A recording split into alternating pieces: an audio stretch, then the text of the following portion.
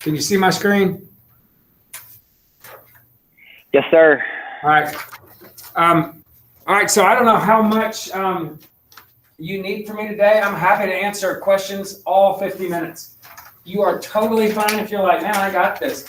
Just knock the review out. If you run into a question you want to talk about, I'm sure if you feel like you know everything now, your question's probably pretty valuable.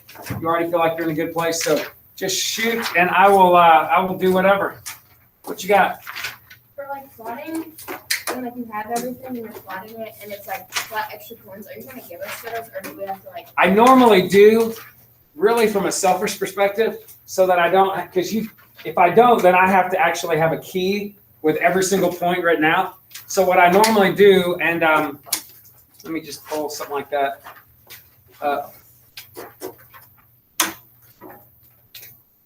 Where is it?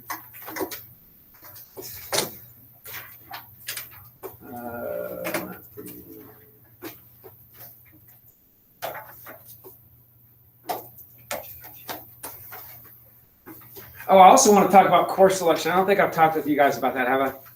I don't think I need a huge talk with you about it, but I do want to talk briefly. So 83. So if you're looking at this, Sonny asked about would I ask you additional points, will I give them to you? So I didn't do it here, but what I would probably do, just visualize this, same kind of question, but instead of saying plot at least point, I would say like plot the following points, and I might have a little table for you set up like this, where I'm saying, hey, plot -2, plot 4. So I would be telling you the X coordinates to use on your plots, and then you would just come in there and take those 2 points and plot them. So you would need to, obviously, I would be grading to see if you have the right value, but you would just take -2, plug it in there, take 4, plug it in there, or you could plug it in the factored version as well, and get those Y values and mark those points to help you with your sketch. You don't have to do it on this particular one. You take the points on your review, but that's more than likely what I would do on your test. And that way, I know exactly, I'm forcing your hand on which point to use. If you want to plot more, knock yourself out, but those would be the only 2 that I'm checking. What else? I tell you, let me just tap the brakes. On your course selection, it's really hard for me to broad stroke answer a question like, hey, should I take this class next year? Unless you either have like if you have a strong A, heck, if you have any A in here, then yes, I think that you are totally capable of doing it. If you have any B in here, the higher the B, the easier it is for me to answer that question. Or for instance, I've had people that made C's, but they made C's because they didn't do a lick of homework. And if they had the homework, they would have made high B's or A's, just numerically, if they had done all the homework, not to mention how much doing the homework would have helped their understanding and further increase their grade. So for the most part, and when I say do it, here's my approach on taking the class. I want you to take your class if you can be successful in it. Like if you can make an A or B in it. If I'm thinking you're going to make a C in it or be very, very stressed about squeaking out a low B, then here's the question you got to ask yourself. Is it really worth it? Okay. I mean, I think it's a valuable class, this class especially, but pre-cal also, even if it's just to try to do well on your ACT, because we do so much in this class more than a normal class would, it really gives you great preparation. Most of the students I have do really well on the ACT. I mean, I've taken a couple of classes before and done their averages, and they've averaged a 34 on the ACT math section, you know? So, and granted, they might have done that anyway had they not been in my class. Like I have people in my calculus class that are brilliant kids that didn't want to do the math team back in 7th and 8th grade and just never got into the classes. Totally could have done it. They made 35s, 36s on the math section. So doesn't mean you won't, but it just makes the testing part of things better. But for those of you that are thinking, man, I really want to take AP Cal, but man, this class really stresses me out. I'm barely eking out a B now. If I'm barely eking out a B now, you're probably going to do worse next year. And there is some logic to that unless you increased your game, you know, the effort that you're putting into it. But if you're like, man, I'm really stressed, guys, regular pre-cal feeds half of the AP classes. It's not like in maybe like in some other subject like Latin AP or whatever, AP Spanish 3 versus AP Spanish 4. You need to take AP Spanish 3 to take AP Spanish 4. It's not like that in AP Cal. Now, I would definitely say don't take BC unless you were in my class, because almost every kid in history who has jumped from regular pre-cal to BC has made D's and F's. There's a couple of exceptions of kids who didn't take my class, like Helmers has a BC girl in his class right now that came here from another school system and actually took pre-cal as a sophomore somewhere else and took regular calculus here last year because they're like, ooh, we don't know how good you are, how good your school was. Why don't you just play it safe and take regular cal? So she took regular cal, made an A, and now she's in BC. So she maybe not be as solid as some of the other guys in there, but she's doing fine. She's making A's and B's in there. But that would be the exception. So if you're like dead set on wanting to take BC, then certainly take my class because that's going to be the best prep for you. And we do cover things in my BC class we do cover things in my pre-cal class that regular pre-cal does not cover. So if you are taking BC, a couple topics, not a zillion, but some. If you're taking BC and you're doing certain integrals, he's going to go, all right, we're going to learn this process today, and he's going to spend 10 minutes talking about it. And you guys are going to go, oh, yeah, we learned that in Hurry's class. But the regular pre-cal kid would go, oh, my gosh, what in the world are you talking about? Well, guess what? We don't cover that in AB. So calculus AB, even if you were in regular pre-cal, you would be fine to hop in there. In fact, my kids who I call bailed, I say that loosely. There's no commitment beyond this class, right? But I had some kids that had me in Algebra 2, 10th grade, and decided not to do it 11th grade.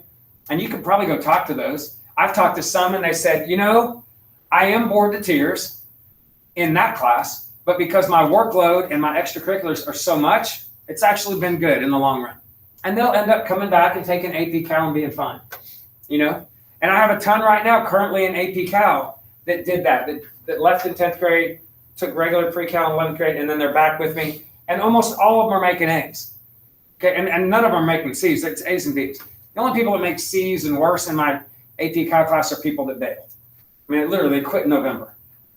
And listen, it's hard. Senioritis is a real thing. You only think that oh man, 25 days to spring break, I'm so done. You have no idea what chemical changes happen in you as a senior. It's like the hardest thing I do is not calculus. It's keeping people in the game. Really. I should get an award for AP teachers for seniors should get an award or some kind of, I don't know, a ham or something. Something just for trying to keep their kids in the game. Because the material is not overly complex in AP calculus. You guys will be able to do it. It's just listen, you're bright people, you're logical. I don't know if you remember a guy named Dixon Simmons. Y'all might know the Simmons family. Will Simmons, no, you wouldn't. He's a junior, the youngest. But Dixon's, he was like SJ president, all that kind of stuff. He walked up to me and he was taking my AB class. He goes, Mr. Hurry, I'm going to be honest with you. I'm not doing homework anymore. I was like, what do you mean you're not doing homework? Because he was one of the guys I knew was going to get a 5 if he stuck with it. And most of our kids make 4s and 5s. Like 75% of my students make 4s and 5s. So which is pretty good. And 97% will pass. Usually I have 1 or 2 kids don't pass out of 30 something. And again, they're almost always the ones that quit them. But here's why they quit. They're like, okay, I have to take a math class my senior year, but I don't have to pass it. And if you got a 4.1, 4.0, whatever GPA and a 30 on your ACT, you're getting $8,000 a year at Auburn or Alabama, as long as your GPA didn't drop below an 85. Dixon goes, Mr. Hurry, I've done the math. I can make straight D's in every class, and my GPA will still be above a 3.85, and I'll still keep my scholarship. And so my motivation is waning. And I was like, dude, if you don't make a 5, I'm gonna pound you. I wouldn't really pound you. But he did. He paid attention in class, did no homework, still did well, and still was fine, and did make a 5. His credit. But it is, your brain starts talking to you like that. Like I had a girl once, I kid you not, failed my AP class with like a 30 something, and showed up in my class maybe 15 days during the second semester. She would skip first and second period every day, failed both those classes. And I asked her one day, I was like, what's going on? She goes, Mr. Hurry, I got a scholarship at blank. It's like full tuition, and also a stipend. And all I got to do is keep my GPA. But I was like, you can afford, and she had like a 4.2 going into the year. And she just failed. Her family life was unique. So nobody was monitoring her at all. And she had found the loopholes in the attendance policy system. Whoa. So she decided, she did. She's a very clever girl. Made a 30-something in my class. Of course, didn't pass the AP test. Made a 1. One of the few ones I've ever had. I was really happy about that. But she was even in the Math Honor Society. But the only way to get kicked out was nobody reevaluates the grades at the end of the senior year. It's just like once you get made it through halfway, it's the midpoint of your senior year, they don't look at grades again. So once you're in, you're kind of in. Point is, that kind of stuff happens to us. Even the best of us. You start going, and you just see the finish line, and it's calling your name. So you have to be careful about that. Well, you're going to maybe not feel it next year as much, but it is something to consider. You guys at most have what, 1 AP class right now? That would be AP US? Oh, psych? Some of you are taking psych? Does anybody have 2?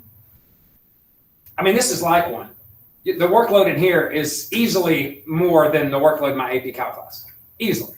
And the content, honestly, at times is harder in here. So if you can do this class, you could take AP. No. Totally. APBC, the content isn't harder, it's more. So think like this. I'm taking a semester of college and stretching it out over a year. Well, maybe not a year, stretching it out over 8 months and then having a 6-week review. Helmer is taking the calculus in BC from a year, shrinking it down into 7 months so that he can have a review. So it's not harder content. There might be 1 or 2 topics that might be what you would consider harder, maybe. But I love those, like Taylor McLaurin series. It was more sequences and series stuff. I thought those are awesome when I was in school. And those are the things people tend to have some issues with. But I liked it. So to me, that was not a problem, but other things were. But anyway, that's the main difference is it's quantity. It's like if I told you, hey, go run a marathon. And I said, I'll give you 2 months to do it. Well, then it's not hard, is it? Right? You can just do a little bit at a time. But if I said, hey, go run a marathon, you got 5 hours. Now that's a different animal. Well, that's kind of the difference between AV and BC. AV is stretching it out. BC is compacting it. Although there is an upside to BC, you can get 2 semesters of college credit. So if you're in engineering or whatever, and you're like, man, this is going to be a long haul. I need to knock out what I can. Then yeah, absolutely. But whatever. Anybody got any questions? If you want to know about what, but I would look at your schedule, look at how many AP classes you're taking. Anybody signed up for anybody signed up for 4 APs next year? A couple of y'all. So right now, if you don't have any and you jump to 4, that could be a big jump. AP psychology, Mormon's brilliant, and she makes it easy for you. I will say my son made one of his few B's in high school in that class, even though he made a 5 on the exam. But that's more of him being just kind of lazy and not getting stuff in. But she's fantastic. There are a couple of AP classes like that that aren't brutal. But if you're taking AP English, that's a tougher class. Then I think the hardest English probably is 9th grade English. That's probably the hardest pre-AP. More people make B's on that than probably all the other ones. AP with who's the 10th grade AP? Oh, it's K. Smith. You have K. Smith? Maybe, and then a couple of you have Cameron Bonds, maybe? But that's a pretty doable class, especially if you love grammar. But it's just a different animal once you start throwing AP physics in there. Or you start, my pre-AP class is tough. So there's other things like that. So just be careful, make sure you're in good shape. But again, you make an A in here, I think you're fine. If you make a B in here, the closer your B is to a C, maybe have a conversation with me and let me look at your schedule. Let's talk about that. And talk about maybe your margin. Are you going to bed at 10 or are you going to bed at 2 in the morning? If you're going to bed at 2 in the morning getting your work done, maybe you've bitten off more than you can chew already. So those kind of things, you want some quality of life. Living in anxiety your whole year is not worth it. Especially when here's my algebra 2, here's my algebra 2. Like there's a massive difference in the material we cover and the rigor that we cover. Here's regular pre-cal, and then here's my pre-cal. It's not as much of a jump. There's lots of extra topics, lots of extra things you learn, but you're gonna be taught well in regular pre-cal. I'm not trying to keep you from taking my class because I love to see you guys again, but I'm just saying, don't feel like this fear of missing out. Don't feel like it's as much a big deal. You've already weathered the worst part of the storm, which is this class. If you can make an A or B in here, you'll probably be okay. But the lower that B, you might want to have a conversation. Or not to mention, if you want to sign up and see what happens. Like, I know a couple people in this class and the other class that have really turned a corner. Like, they really struggled for a semester. They're starting to kind of get the swing of things, and their grades are starting to improve. Well, we still got a few months, right? You can change your schedule up until the very last part of the year. So maybe take a look at it. If it looks like, hey, I'm getting my feet under me in there. I'm getting pretty solid grades, lots of mid B's and A's or whatever. If you're starting to feel better about it, great. If you're starting to go, holy crap, if we enter the trig and things start going downhill or whatever, then maybe reconsider. Anybody got any questions? What are your thoughts on AP? Oh, yes. Everybody that, I'm sorry I didn't mention that. AP, she wanted me to. I have actually some packets from her if you want to look at it. But ultimately, I don't know that you're going to get a lot out of it except a couple images. So let me just slide these images at you. First of all, in pre-cal, I cover a ton of statistics. So if you take statistics as a senior, you'll have seen some of it. I say a ton. I cover some. And all of this that I'm going to show you in this picture is stuff that you will have seen in my class. But again, if you take stats next year, probably not. You'll probably see it in her class. But I think it's a great class to take on a number of fronts. So you can see they're talking about the normal curve here, which some people call, like when people say they grade on a curve, or if you've ever heard the bell curve. This is called a normal distribution curve. But you can see there's some math in there. It's some really basic stuff. Like that's a z-score. It's like, standard deviation minus average over the number of scores. Pretty basic stuff when it comes to formulas. The math in there, not difficult. But most of the stuff you're doing is talking about the problem. So they'll give you a problem and you're explaining what it means. I have a ton of kids in pre-cal, and I asked them, what would you communicate to the 10th grade class? And they're like, take it. Like they all have A's. Even Miss Warren came in here. She's a really good teacher and a good communicator and a lot of fun.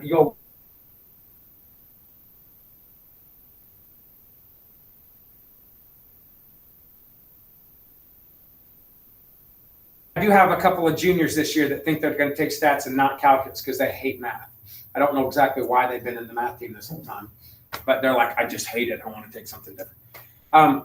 When you look at what you think you might want to do, I changed my major a bunch of times. Like significant changes. So you don't necessarily know, but you might. And if you look and you're like, man, I don't even need calculus for college. All I need is a college algebra. Well, you're probably going to need a stats. When I was in engineering, I took an engineering statistics. I changed my major into business. I took a business statistics.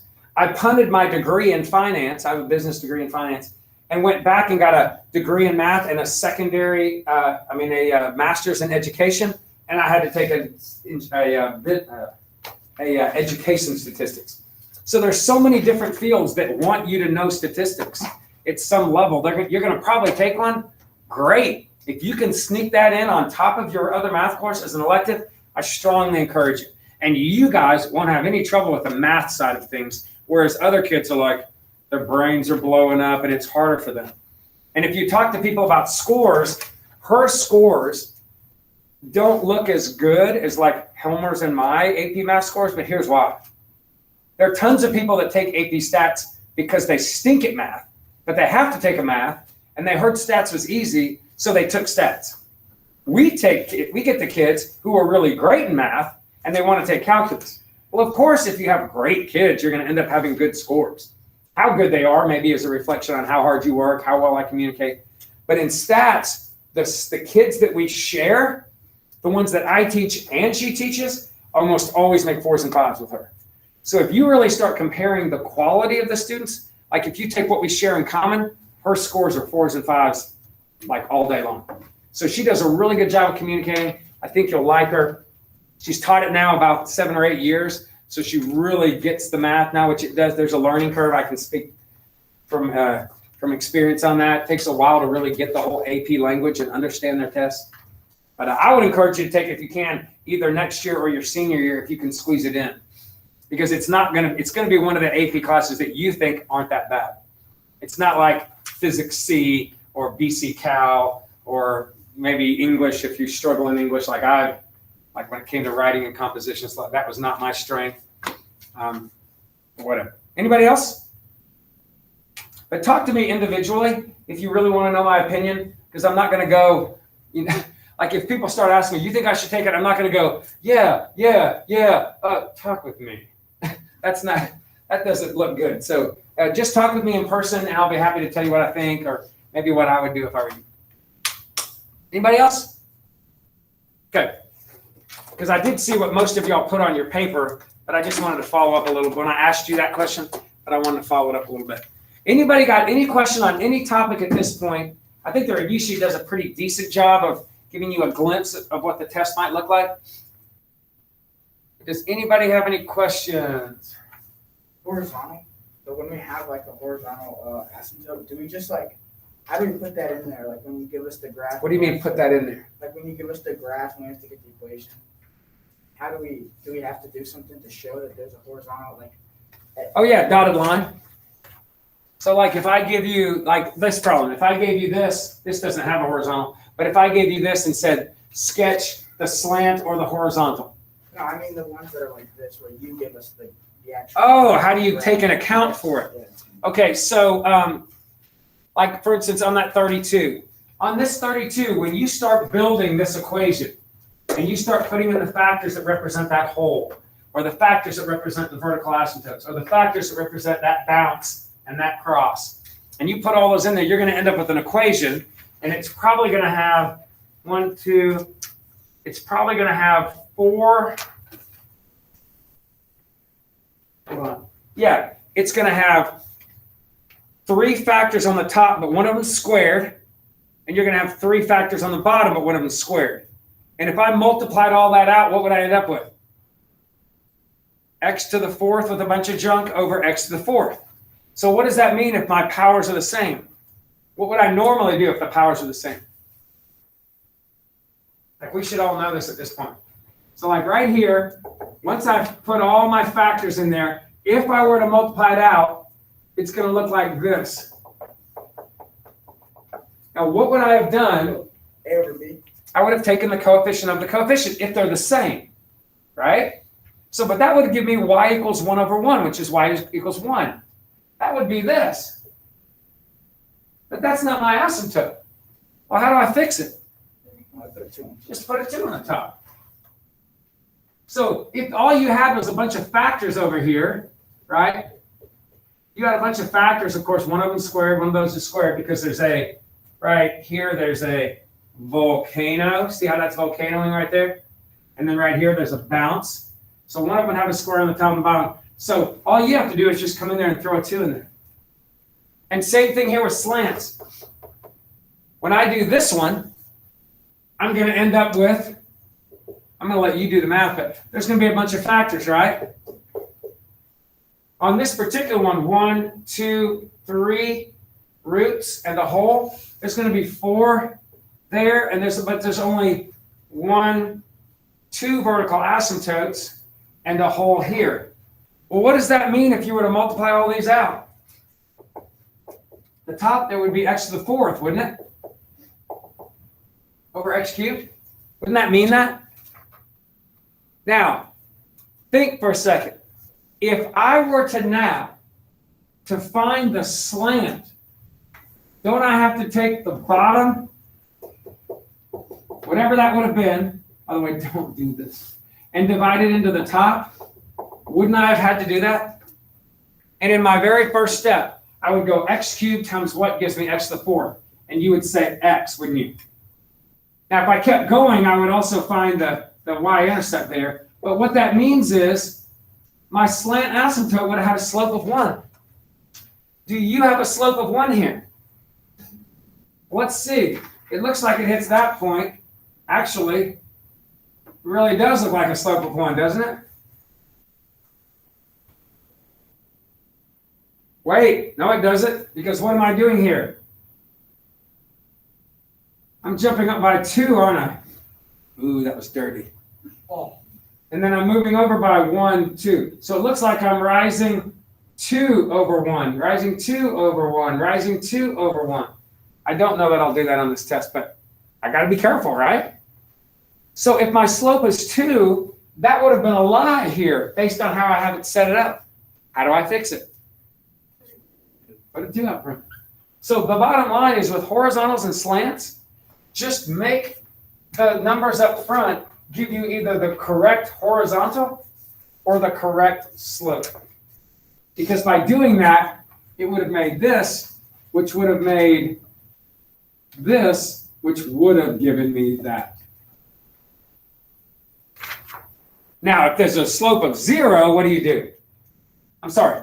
If there's a horizontal at 0, what does that mean? When does that happen? Bottom's bigger. When the power on the bottom is bigger. Well, you don't have to do anything in that regard. It doesn't matter. Thank you. Yeah. And again, you're welcome to just keep plugging along if you're working and happy and having fun. Enjoying a nice worksheet on this beautiful Monday afternoon. What could be better? Anybody?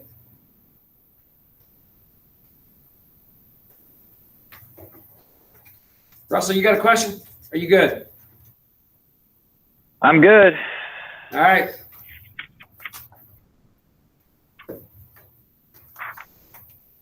All right.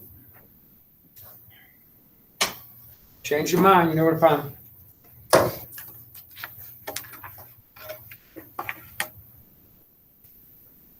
Will I take a virtual test tomorrow? Honestly, it would depend on how quickly I can make it. So they take a while to make. Yeah, did you get my email? Oh, I might have glossed over it. Hold on, let me go back and check.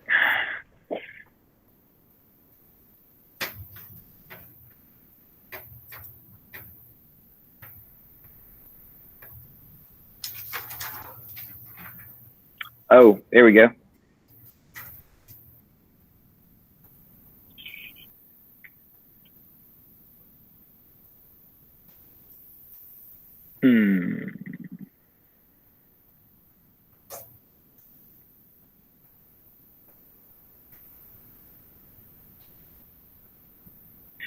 Yeah, I think, can I just take it when I get back?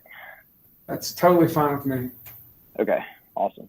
So will I have to go to like a makeup testing like on a Thursday morning? That would be ideal, but I can work with you on that if that doesn't work for you. Okay, awesome. All right, sounds good? All right, thank you. Yeah, man.